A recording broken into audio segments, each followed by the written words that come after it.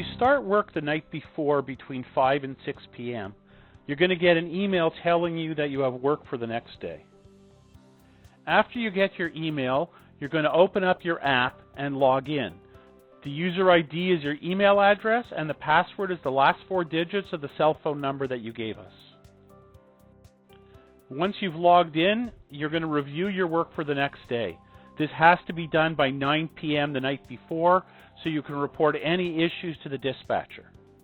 When you're looking over your run sheet, you need to make sure you have enough time to do each run, that all the details for pickup and drop-off locations are there, and that your vehicle has the capacity to handle what's listed and all the equipment is as required. Once you've done that, log out of the app for the night. When you get up the next morning, you're going to open up your app and log in again. The first thing you will have to do is your health check. You have to do it after 5 a.m. or it will not be recorded properly.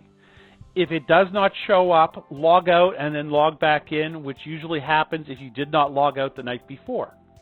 If it is not recorded as approved or accepted, please advise dispatch immediately. Review your run sheets again as changes may have been made. Then check what time you will need to leave your current location to be on time. Waze and Google Maps are very helpful. Schedule your time properly so that you're planning to be 15 minutes early for your first pickup in case you run into unexpected delays. Next, you must complete a circle check by law. This is also done on the app, and this must be done before you move the vehicle, not after you get to your first pickup. So make sure you have enough time to do this and still leave on time so that you are not late for your first pickup. Once you have completed your circle check and are ready to leave, you must hit the start button for your first pickup. You will be required to hit the start button on your way to each of your pickups. You may be prompted at times to accept location services again. Once you arrive at the pickup location, hit the check-in button. You must be within 300 meters for this to work, as the confirmation is GPS checked. Customers that are on the Dignity app will receive a text that you have arrived. The office will also be informed that you have checked in for your pickup. Your next action will depend on the type of account you are picking up. School runs and account or driver to collect orders are different. For an account or driver to collect order, you are to park your vehicle. Make sure this is in the proper place to load the customer. Do not block driveways, other motorists, or pedestrians. Once parked, exit your vehicle and go find your customer. Make sure when you exit your vehicle, you take your Dignity sign with you, as people who are hearing impaired may not hear you calling for them. Ask if there is anyone waiting for Dignity transportation. Go to the information or reception desk and ask if they know where your customer is.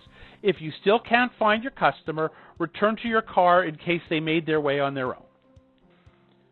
If they are not there, make sure you recheck your run sheet to ensure you are at the proper address and the proper entrance. After about 10 minutes, inform the dispatch team through WhatsApp of the situation.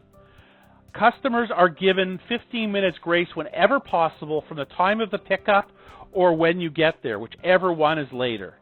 After 15 minutes, if the customer has still not been located, inform the dispatch again through WhatsApp.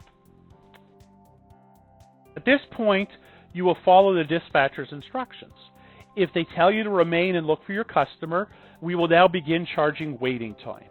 You are to inform the dispatcher a minimum of every 15 minutes of the ongoing situation. You also need to advise the dispatcher what time you need to leave to make it to your next run on time, assuming that the customer is going to come out. You do not leave the pickup without the customer unless the dispatcher instructs you to do so.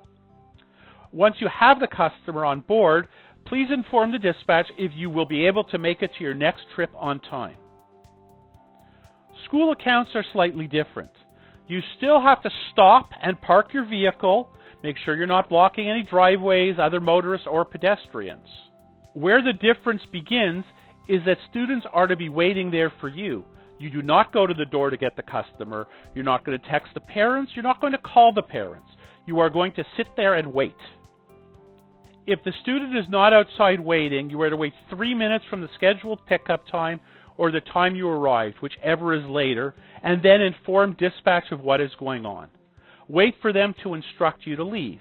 If after 5 minutes in total, you must advise the dispatch if they come out partway through and tell you, please wait, we'll be out in a minute, and then let the dispatcher decide how they are going to handle the situation. After every type of pickup, when you drop the customer, you must check your vehicle to ensure that nothing has been left behind. Check between the seats, on the seats, under the seats, anywhere something could have fallen. It will be your responsibility to return it to the customer at no cost if you did not find it in your vehicle when they left. If you get to the location and are informed that the customer is not going, you must get a contact name as to who told you. If it's not the actual customer, get their position. Front desk, nurse, daughter, son, whatever it may be. Contact dispatch with all the above information. Even though you have been told they are not going, you do not leave until dispatch has given you the okay to do so. Failure to follow these instructions will result in your not being paid for the CAD. You know if you are running late, as everybody nowadays is using GPS. You must inform the dispatch immediately once you know and let them know how late you're going to be. Do not give incorrect information. All cars are GPS tracked, so we will know. This information is to be given to the customer as well. Unless you have scheduled time off, you are to be available for work. Changes and add-ons are sent through text. Office communication is sent through WhatsApp. If you have a gap in your schedule and you wish to be unavailable as you'd like to do something during that time, you must get approval from dispatcher first. Otherwise, you are to be available.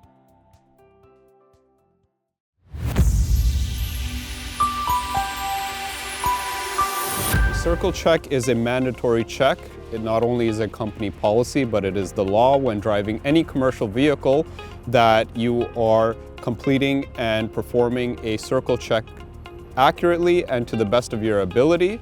And you are also being aware of any things that may need attention before operating the motor vehicle.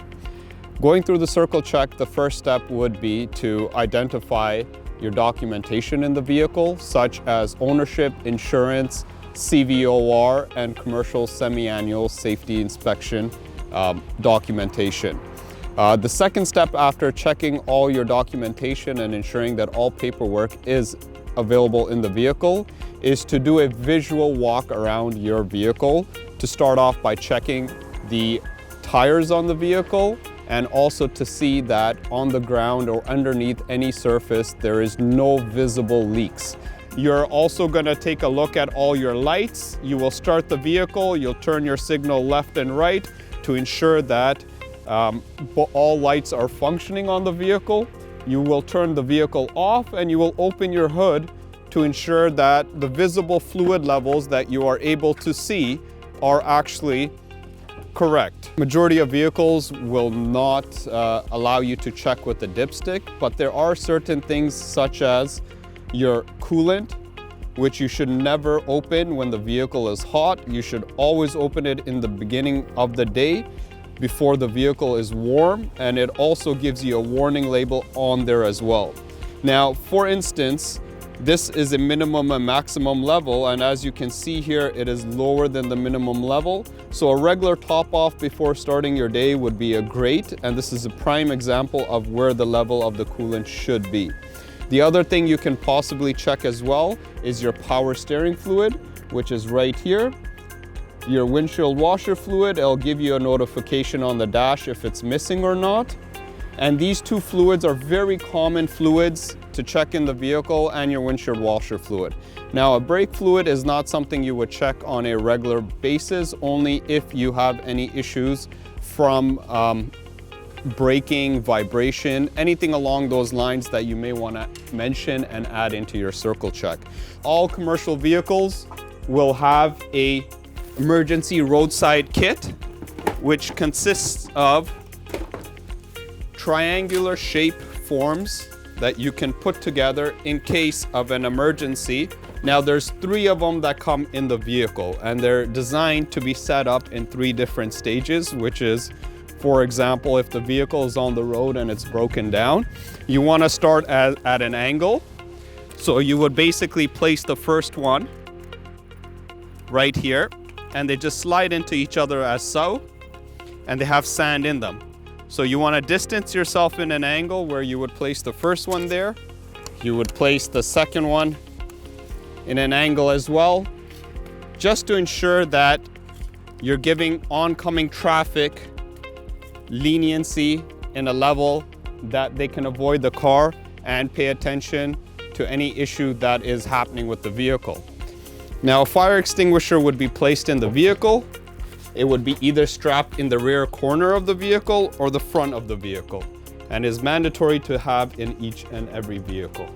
You will be basically ensuring that you have the correct number of male belts, female belts, and shoulder strap that is required to secure passengers, and the correct number to do the correct number of passenger in your vehicle as well. And that is how you would complete your circle check before driving a commercial vehicle.